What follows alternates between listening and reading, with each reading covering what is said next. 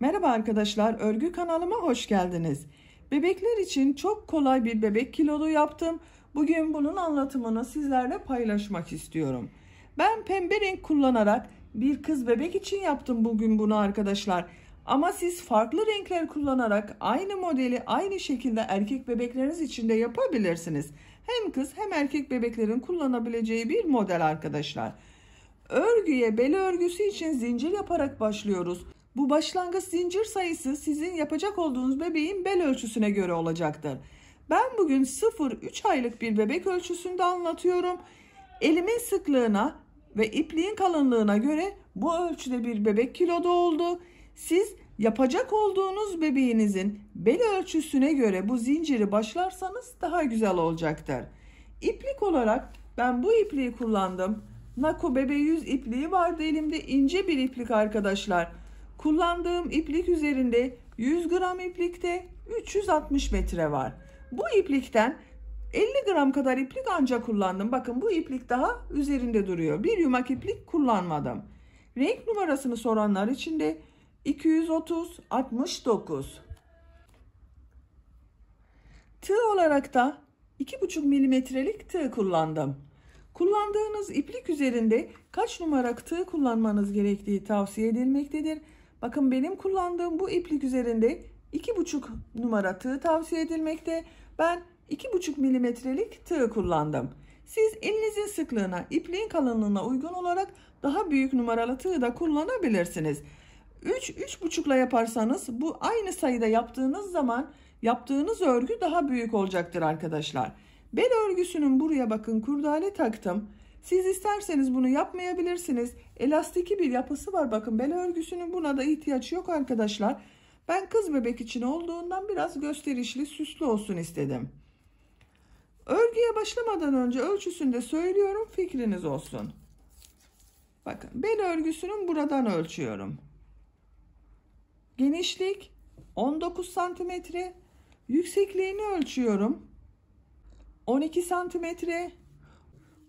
Orta yüksekliğini ölçüyorum. 16 santimetre. Bu ölçüde 0-3 aylık bebek için güzel bir ölçü oldu arkadaşlar.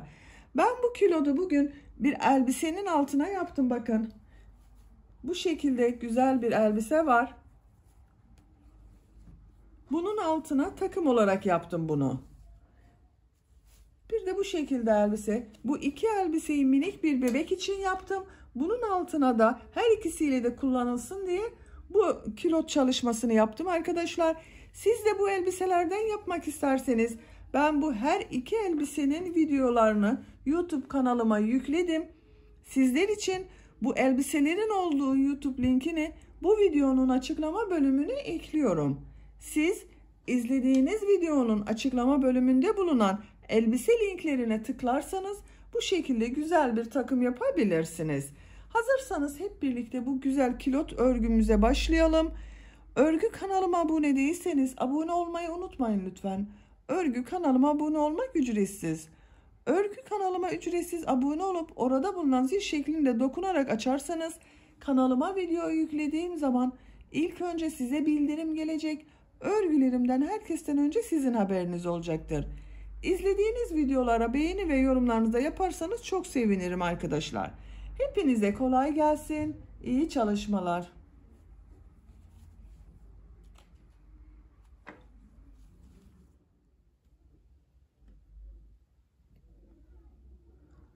Örgüye bel örgüsü için zincir yaparak başlıyorum. İlk ilmeği bakın yavaş gösteriyorum. Ben bu şekilde yapıyorum. Size nasıl kolay geliyorsa ilk ilmeği öyle yapabilirsiniz. Zincirleri yapmaya başlıyorum. Çok sık olmayan zincirler yapalım arkadaşlar.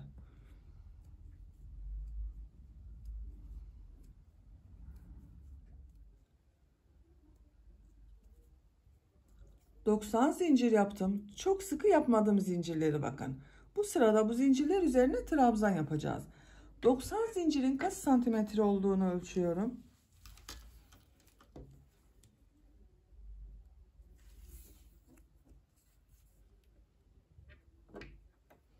36 santimetre zincir uzunluğu var. Benim elimin sıklığına, ipliğin kalınlığına göre 36 santimetre için 90 zincir yaptım arkadaşlar. Siz kullandığınız ipliğin kalınlığına, tığ numarasına ve el sıklığına göre 36 santimetre için daha fazla zincir yapmanız da gerekebilir, daha az zincir yapmanız da gerekebilir. Ben bugün 0-3 aylık bir bebek için yapıyorum. Bakın bu ölçüde oldu. Bel örgüsüne göre yapıyoruz. Siz daha büyük bebekler için yapıyorsanız belini ölçerek yaparsanız iyi olur. Ben bugün ince bir iplik kullanıyorum. Nako Bebe 100 ipliğini kullanıyorum. Kullandığım iplik üzerinde 100 gram iplikti. 360 metre iplik var. İnce dokulu bir iplik arkadaşlar, bakın. Tığ olarak da 2,5 milimetre tığ kullanıyorum. 3 zincirde dönüş için yapıyorum. 1, 2, 3. Tığ üzerine iplik alıyorum. 3 ilmek atlıyorum. 1, 2, 3. 4. ilmek içine trabzan yapıyorum. Diğer zincirler üzerine de trabzan yaparak devam ediyorum. Her zincir üzerine bir trabzan yapıyorum.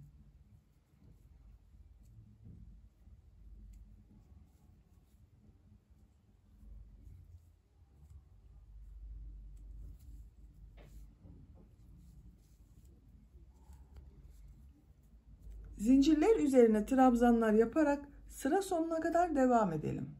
Zincirler üzerine trabzan yaparak sıra sonuna kadar tamamladım. Bu şekilde bir sıra trabzan sırası elde ettim arkadaşlar. Bu bir sırada toplam 90 trabzan var. Bu 3 ilmek atlayarak yaptığımda bir trabzan oluyor. Bununla birlikte 90 trabzan var. Bu 90 trabzanın tekrar ölçelim kaç santimetre olduğunu.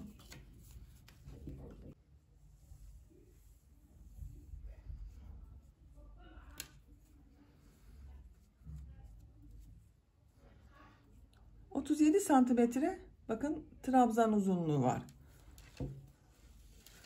Bu sıradan itibaren bunu birleştiriyoruz. Tek parça yapıyoruz. Elimle düzeltiyorum. Bakın bu şekilde.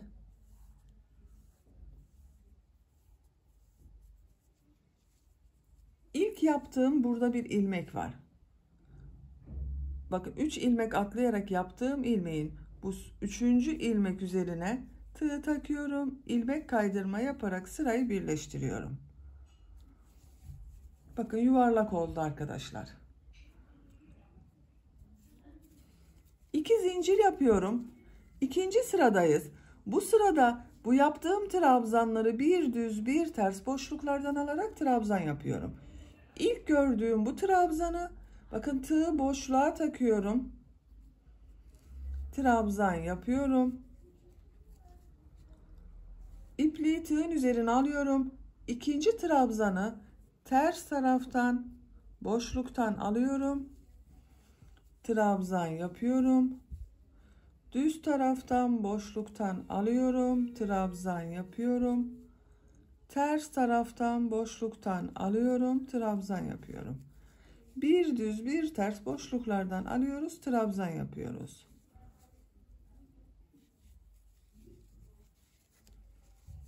Bu şekilde bakın bir görüntü elde ediyoruz. Sıra sonuna kadar devam edelim. Trabzanları bir düz bir ters boşluktan alıp trabzan yaptım. Sıra sonuna kadar tamamladım. Son ilmek ile ilk yaptığım bu ilmeği ilmek kaydırma yaparak sırayı birleştiriyorum. Bakın bu şekilde yapıyorum. Sıra başında yaptığım bu 2 zincirde ters tarafta görünen trabzan oldu.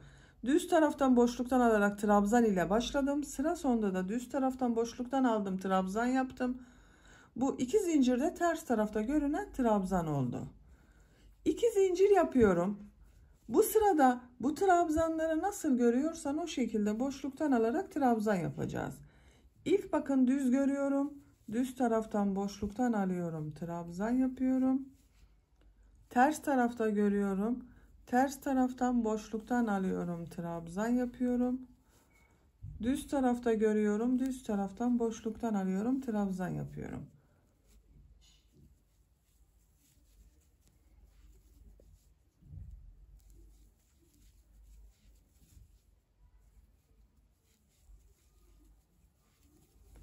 nasıl görüyorsan o şekilde boşluktan alarak trabzan yapıyoruz. Birinci sırada yaptığımız bu trabzan sırasında bulunan, bakın burada açıklık var. Bunu da şu şekilde birleştiriyorum. Bakın ipliğin ucu orada duruyor. Şu ilmeğe tığ takıyorum. İpliği içinden geçirdim.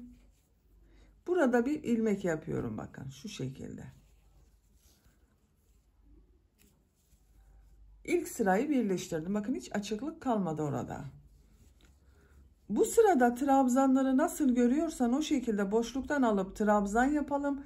Sıra sonunda ilmek kaydırma yaparak sırayı birleştirelim. Bir sonraki sırada yine trabzanları nasıl görüyorsan o şekilde boşluktan alarak trabzan yapalım.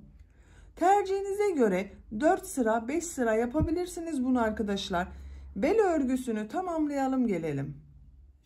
Bel örgüsü için 4 sıra bir düz bir ters örgü yaptım. Sıra sonunda ilmek kaydırma yaparak sırayı birleştirdim. Bakın arkadaşlar, birinci sırada 90 trabzan yaptım. İkinci sırada bu trabzanları bir düz bir ters boşluktan aldım, trabzan yaptım. 3 ve 4. sırada da trabzanları nasıl görüyorsan o şekilde boşluktan alarak trabzan yaptım. Bel örgüsü bakın bu şekilde oldu. Esnek bir yapısı var. Bu sıradan itibaren gövde bölümüne başlıyoruz. Gövde bölümünü yarım trabzan şeklinde yapıyorum. Bir zincir yapıyorum. Örgüyü çeviriyorum. Bakın örgünün ters tarafı. Tığın üzerine iplik alıyorum. Bu ilk ilmek üzerine yarım trabzan yapıyorum. Yarım trabzanı bilmeyen arkadaşlar için gösteriyorum. Bakın bu şekilde yapıyorum. Tığ üzerine iplik alıyorum. İlmeğe tığı takıyorum. İlmek aldım, çektim. Tığ üzerinde 3 ilmek var. İlmek alıyorum. 3'ün içinden bir defa da çekiyorum. Trabzan yapıyor gibi yapıyoruz ama 2 defa da çıkarmıyorum. Bir defa da çıkarıyorum. Yarım trabzan oluyor.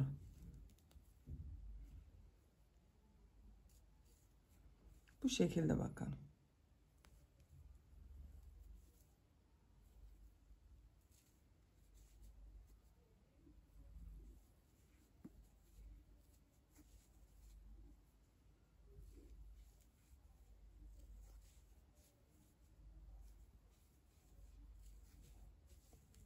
Düz tarafının görüntüsü de böyle arkadaşlar.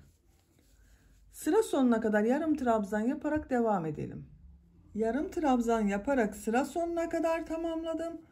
Son ilmek ile ilk yaptığım, bakın bu ilmeği ilmek kaydırma yaparak sırayı birleştiriyorum. Bakın görüntüsü böyle arkadaşlar, birleştirme yeri. Bu bir sırada toplam 90 yarım trabzan var. Bir zincir yapıyorum, örgüyü çeviriyorum. Örgüyü çevirerek görüyoruz. Bu ilk ilmek üzerine yarım trabzan yapıyorum. Diğer ilmekleri de yarım trabzan yaparak devam ediyorum. Her ilmek üzerine bir yarım trabzan yapıyorum. Bu şekilde. Sıra sonuna kadar devam edelim. Sıra sonuna kadar yarım trabzan yaparak tamamladım. Son ilmek üzerine de yarım trabzan yapıyoruz arkadaşlar, bakın. Bu ilmek üzerine de yarım trabzan yapmayı unutmayalım. Bu bir sırada toplam 90 yarım trabzan var. Son ilmek ile ilk ilmeği ilmek kaydırma yaparak sırayı birleştiriyorum. Bakın bu şekilde oldu. Bir zincir yapıyorum, örgüyü çeviriyorum. Yarım trabzan yapıyorum yine. İlk ilmek üzerine yarım trabzan yapıyorum. Diğer ilmekleri de yarım trabzan yaparak devam ediyorum. Sıra sonunda mutlaka çevireceğiz arkadaşlar. Örgüyü çevirerek örüyoruz. Bakın düz tarafının görüntüsü böyle. Bu 90 yarım trabzan ile gövde bölümünün örgüsüne devam edelim. Gövde örgüsünü bel örgüsünden itibaren 12 sıra yarım trabzan olarak tamamladım. Sayıyorum. 1, 2, 3, 4, 5, 6, 7, 8, 9, 10, 11, 12. Santimetre olarak da ölçüyorum arkadaşlar. Bakın şu şekilde ölçüyorum. 10 santimetre yükseklik var. Benim yapacağım ölçü için bu yeterli. Siz daha büyük bebek için yapıyorsanız 1 santimetre daha örgü örebilirsiniz veya 2 santimetre, yapacağınız bebeğin büyüklüğüne göre bu yükseklik değişecektir. Burada ipliği kesiyorum bakın. Sıra sonunda ilmek kaydırması yaptım. İpliği burada kesiyorum.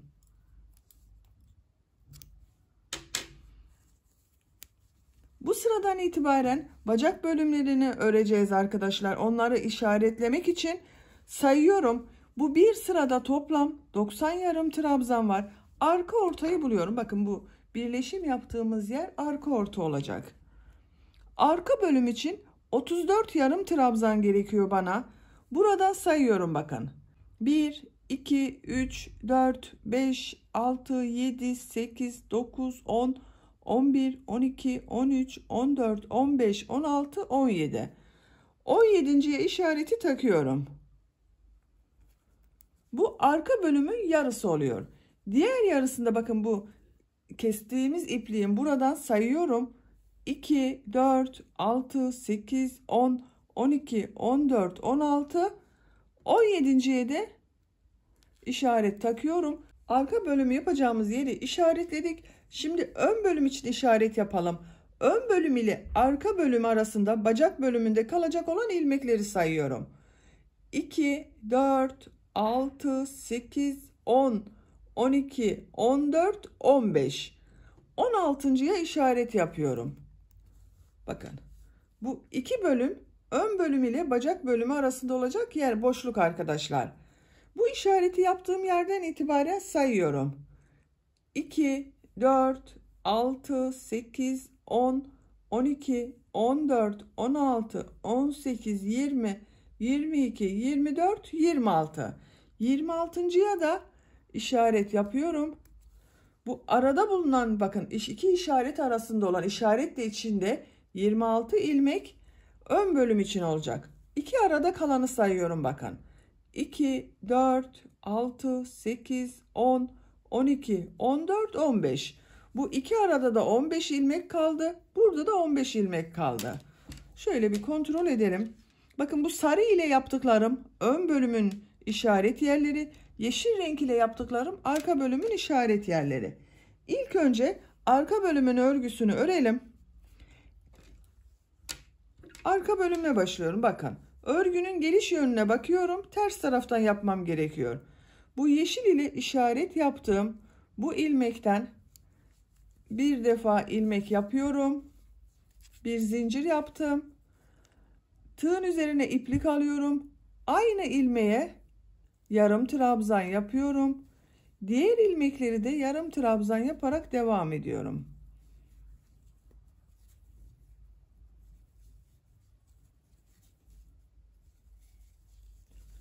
Bu işareti yaptığım bakın yeşil renkli işaret yaptığım yere kadar yarım trabzanlar yaparak devam edelim. İşaret yaptığım yere kadar yarım trabzanları tamamladım. Bu iki işaret arasında bakın 34 yarım trabzan oldu arkadaşlar. Bakın işaret yaptığım yerde yarım trabzanı yaptım. Bir zincir yapıyorum. Örgüyü çeviriyorum. Bu sıradan itibaren sıra başında ve sıra sonunda bir ilmek kesmesi yapacağız. Tığın üzerine iplik alıyorum. Bu ilk ilmeği atlıyorum. İkinci ilmek içine yarım trabzan yapıyorum. Diğer ilmekleri de yarım trabzan yaparak devam ediyorum. Sıra sonunda 2 ilmek kalasıya kadar devam edelim. Yarım trabzanlar yaparak sıra sonuna kadar tamamladım. Sıra sonunda 2 ilmek kaldı. 1, 2. Burada yarım trabzan kesmesi yapıyorum. Tığın üzerine iplik alıyorum. İlmeğe tığı taktım, ilmek aldım, bekletiyorum, çıkarmıyorum.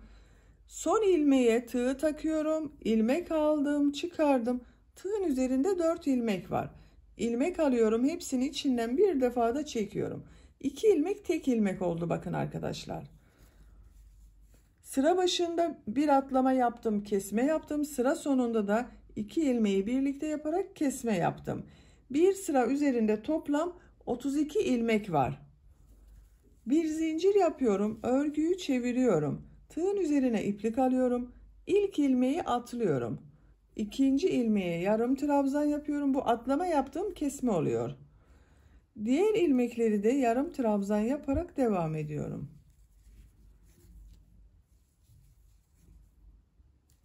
Sıra sonunda bakın burada 2 ilmek kalasıya kadar devam edelim. Sıra sonuna kadar yarım trabzan yaptım. Bakın burada 2 ilmek kaldı. 1 2. Bu 2 ilmeği tek ilmek yapıyorum. Tığın üzerine iplik alıyorum. İlmekten ilmek aldım, bekletiyorum. Son ilmeğe tığ takıyorum. İlmek aldım, bekletiyorum. Tığın üzerinde 4 ilmek var. Hepsini içinden bir defa da çekiyorum. Sıra başında bir kesme yaptım. Sıra sonunda bir kesme yaptım. Bir sıra üzerinde toplam 30 ilmek var arkadaşlar. Bir zincir yapıyorum. Örgüyü çeviriyorum. İlk ilmeği atlıyorum. İkinci ilmek içine yarım trabzan yapıyorum. Yarım trabzanlar yaparak sıra sonunda 2 ilmek kalasıya kadar devam edelim. Sıra sonunda kesmeyi bir defa daha göstermek istiyorum. Sıra sonuna kadar tamamladım. Sıra sonunda 2 ilmek kaldı. 1 2. Tığın üzerine iplik alıyorum. Yarım trabzan kesmesi yapıyorum.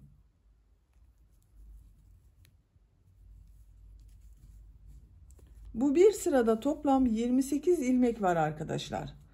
Bir zincir yapıyorum, örgüyü çeviriyorum. Birinci ilmeği atlıyorum, ikinci ilmeğe yarım trabzan yapıyorum. Diğer ilmeklerde yarım trabzan yaparak devam ediyorum. Sıra başında ve sıra sonunda birer ilmek kesmesi yapıyoruz her sırada. Örgü bu şekilde devam edecek arkadaşlar. Sıra başında ve sıra sonunda bir ilmek kesmesi yaparak örgüye devam edelim. 14 ilmek kalasıya kadar sıra başında ve sıra sonunda birer ilmek kesmesi yaptım. Sayıyorum bakın. 2, 4, 6, 8, 10, 12, 14. 14 ilmek var bir sırada. Bir sırada düz yapıyorum. Kesme yapmadan. Bir zincir yapıyorum. Örgüyü çeviriyorum. Atlama yapmıyorum. İlk ilmek üzerine yarım trabzan yapıyorum. 1, 2, 3, 4, 5, 6, 7, 8, 9, 10, 11, 12, 13, 14. Bakın sıra başında sıra sonunda kesme yapmadım. 14 ilmek ile tamamladım. İpliği kesiyorum.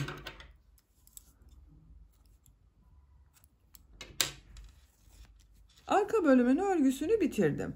Kaç sıra yaptığımı sayıyorum. Bakın işaret yaptığım yerden sonra 1, 2, 3, 4, 5, 6, 7, 8, 9, 10, 11, 12 sıra oldu arkadaşlar. Şimdi ön bölümü yapalım. Ön bölümde de yine sıra başında sıra sonunda kesmeler yapacağız. Bakın yine örgünün gelişine bakıyorum. Sarı renk ile yaptıklarım ön bölüm için işaret yaptığım yerlerde. Bu işaret yaptığım ilmekten bir defa ilmek yapıyorum.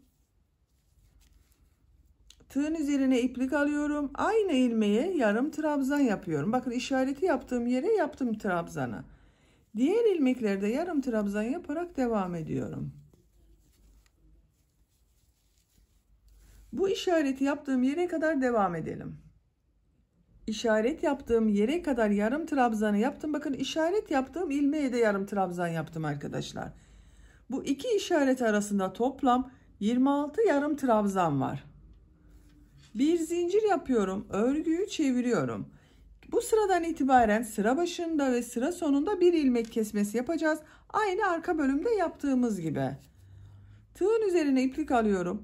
Bir ilmeği atlıyorum. İkinci ilmeğe yarım trabzan yapıyorum. Diğer ilmekleri de yarım trabzan yaparak devam ediyorum. Sıra sonunda 2 ilmek kalasıya kadar devam edelim. Sıra sonunda 2 ilmek kalasıya kadar yarım trabzanları yaptım. Bu 2 ilmeği birlikte yarım trabzan yapıyorum.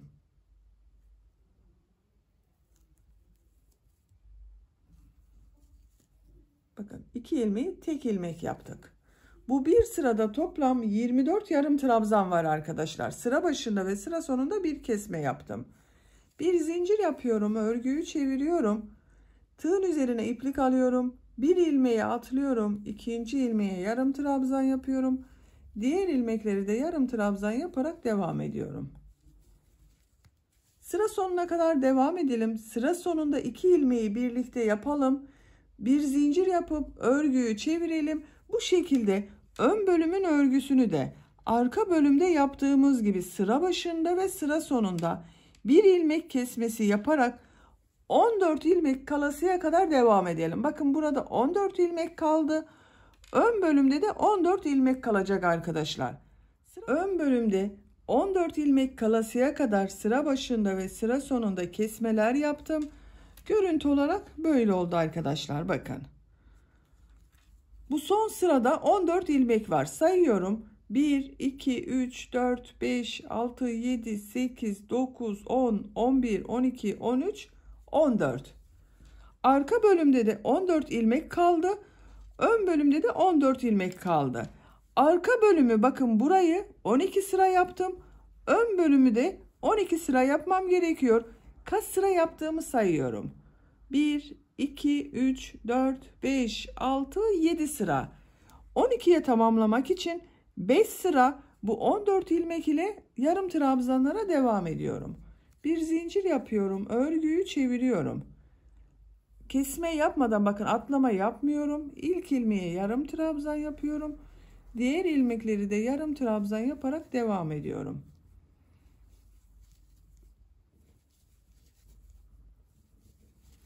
Her ilmeğe bir yarım trabzan yapıyorum. Sıra sonuna kadar devam edelim.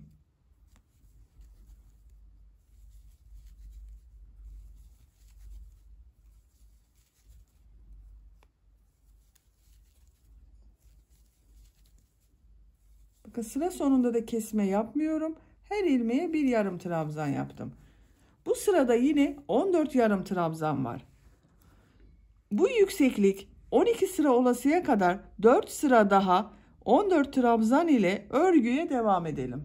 Ön bölümün örgüsünü bu 14 ilmek ile bakın 5 sıra olarak tamamladım. Başlangıçtan itibaren kaç sıra olduğunu sayıyorum. 1, 2, 3, 4, 5, 6, 7, 8, 9, 10, 11, 12 sıra var. Arka bölümü de 12 sıra yaptım. Ön bölümde 12 sıra oldu. Bakın şu şekilde arkadaşlar. Görüntüsü böyle. Şimdi bu ön bölüm ile arka bölümü birleştireceğiz. İlmek kaydırması yaparak birleştiriyorum. Şu şekilde tutuyorum. Bakın. Arka bölümün bu ilk ilmeğin üzerine tığı takıyorum. Burada bulunan ilmeği ilmeğin içinden çektim. İkinci ilmeğe tığ takıyorum. Karşıdan da ikinci ilmeğe tığ taktım. İlmek kaydırması yapıyorum.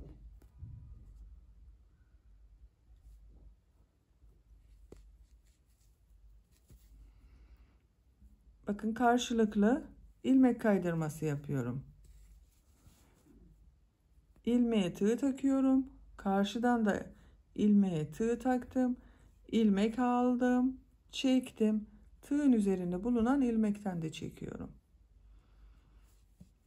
14 ilmek var zaten. 14 ilmek kaydırması yapıyoruz.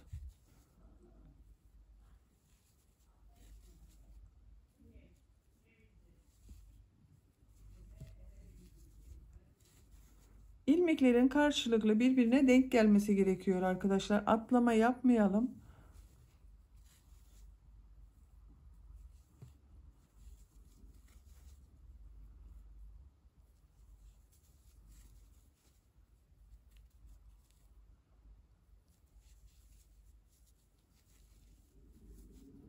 Son ilmekleri yapıyorum.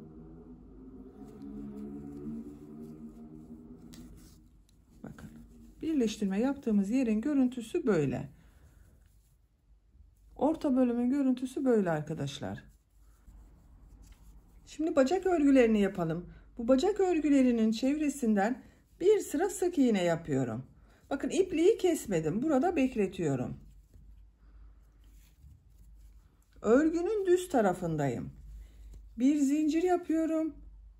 Sık iğne yapıyorum. Gördüğüm ilmekler üzerine sık iğne yapıyorum. Her sırada bakın bir ilmek var arkadaşlar.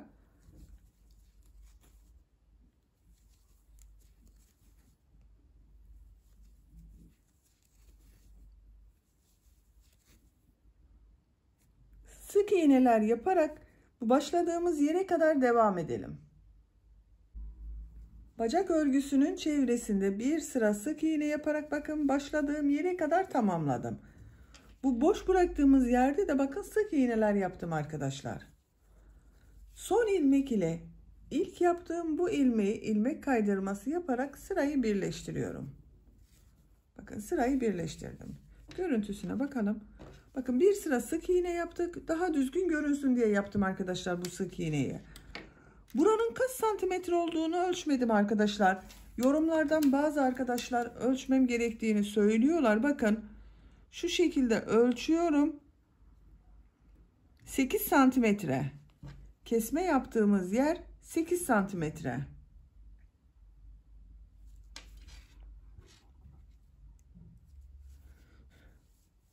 Bu sırada bu sık iğneler üzerine trabzan yapacağız. 2 zincir yapıyorum.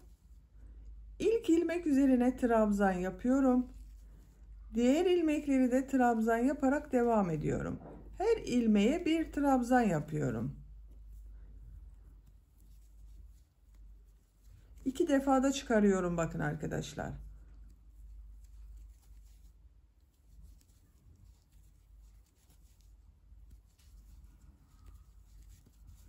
Bu şekilde trabzanlar yapıyoruz. Sıra sonuna kadar devam edelim. Trabzan sırası yaparak sıra sonuna kadar tamamladım. Son ilmek ile ilk ilmeği ilmek kaydırması yaparak sırayı birleştiriyorum bakın. Bakın trabzan sırasını yaptığımız zaman görüntüsü böyle oldu.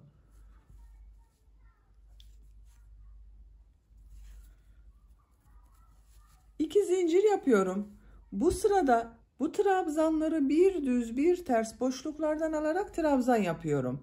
İlk trabzanı düz taraftan boşluktan alıyorum, trabzan yapıyorum. Ters taraftan boşluktan alıyorum, trabzan yapıyorum. Düz taraftan boşluktan alıyorum, trabzan yapıyorum.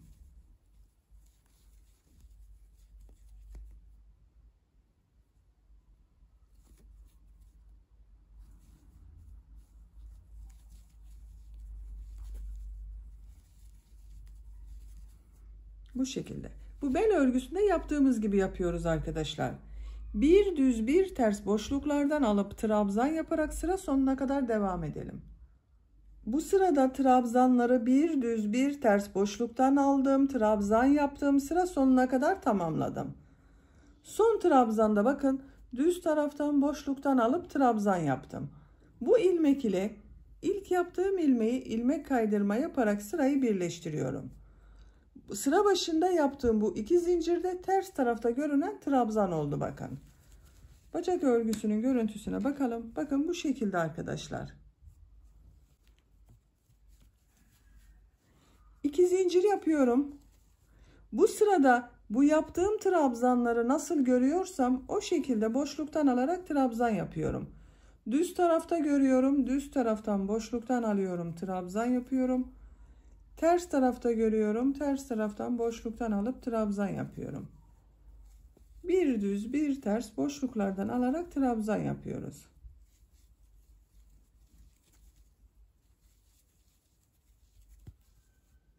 Sıra sonuna kadar devam edelim.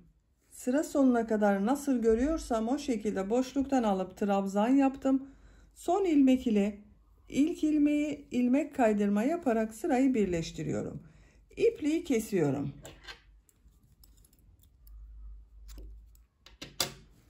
Bir bacak örgüsünü bakın böylece tamamlamış olduk arkadaşlar.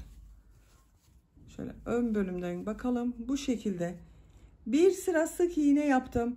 Sık iğnenin üzerine bir sıra trabzan yaptım. İkinci sırada trabzanları bir düz bir ters boşluktan alıp trabzan yaptım. Bir sırada nasıl görüyorsam o şekilde boşluktan alarak trabzan yaptım. Bir bacak örgüsünü tamamladık. Şimdi diğer bacak örgüsünü yapalım. Bu bacak örgüsünün aynısını yapıyoruz. Bu ilmek kaydırması yaparak birleştirdiğimiz yerden başlıyorum. Bir zincir yapıyorum. Sık iğne yapıyorum. Bir sıra sık iğne yapıyorum. Bakın her trabzana bir sık iğne yapıyorum arkadaşlar. Bir sıra sık iğne yapalım. Üzerine trabzan yapalım. Bir düz bir ters örgüler yapalım. Bu bacak örgüsünün aynısı olacak. Bu bacak örgüsünde ilk sırada kaç sık iğne başladıysanız bunda da aynı sayıda yapmanız gerekiyor arkadaşlar. Yoksa bacak örgüsünün birisi dar, birisi geniş olur. Güzel bir görüntü olmaz. Bu bacak örgüsünün aynısını bu bacak örgüsünde de yapalım gelelim. Diğer bacağın örgüsünde ilk bacak örgüsünü yaptığımız gibi aynı şekilde yaptım. Bakın aynı oldular. Elastik oldu bakın. Bir ters bir düz örgü yaptık. Elastik oldu. Bebeğin üzerinde güzel duracaktır. Böylece kilot örgüsünü tamamen bitirmiş olduk arkadaşlar. Arka görüntüsü bu şekilde. Buraya kadar bakın birleştirme yaptığımız yerlerin belirtisi çok az. Buradan itibaren ön ve arka bölümü ayrı ördüm. Güzel oldu. Bitmiş olarak size ölçülerini söylüyorum. Bel örgüsünün bakın buradan genişliğini ölçüyorum. 19 santimetre. Yüksekliğini ölçüyorum. Tam yükseklik 16 santimetre. Yan yüksekliğini ölçüyorum. Bakın bir ters bir düz örgüde yaptık. Onunla birlikte 12 santimetre. Bu da 0-3 aylık bebek için güzel bir ölçü oldu. Bunu bu şekilde kullanabilirsiniz. Bel örgüsü bakın bir ters bir düz örgü yaptık. Elastiki. Ama isterseniz örgünün ters tarafından ince bebek lastikleri geçirebilirsiniz. Veya bunun gibi bir ip kordon veya kurdale takabilirsiniz. Bakın eğer kurdale takmak istiyorsanız tam orta noktayı buluyorum. Buradan kurdaleyi takıyorum. Bakın nasıl taktığımı da göstereyim. Şu şekilde arkadaşlar. İlmekleri boşluktan alarak yaptığım bakın üstte kalıyor. Ters taraftan aldıklarım ters tarafta kalıyor. Takalım bir de bitmiş olarak görelim. Bel örgüsünün buradan bakın kurdaleyi taktım. Şu şekilde fiyonk bağlayabiliriz. Bebeğin belinin kalınlığına göre bunu ayarlama yapabiliriz. Dediğim gibi buna gerek de yok arkadaşlar. Bebeğin üzerinde duracaktır yaptığımız kilot. Bakın bu şekilde oldu. Çok güzel oldu. Örgü anlatımının da sonuna gelmiş oldum. Beni dinlediğiniz ve izlediğiniz için hepinize çok teşekkür ederim. Örgü kanalıma abone değilseniz abone olmayı unutmayın lütfen. Örgü kanalıma abone olmak ücretsiz arkadaşlar. Sizlerle yeni örgülerde görüşmek dileğiyle. Hoşça kalın, sevgiyle kalın.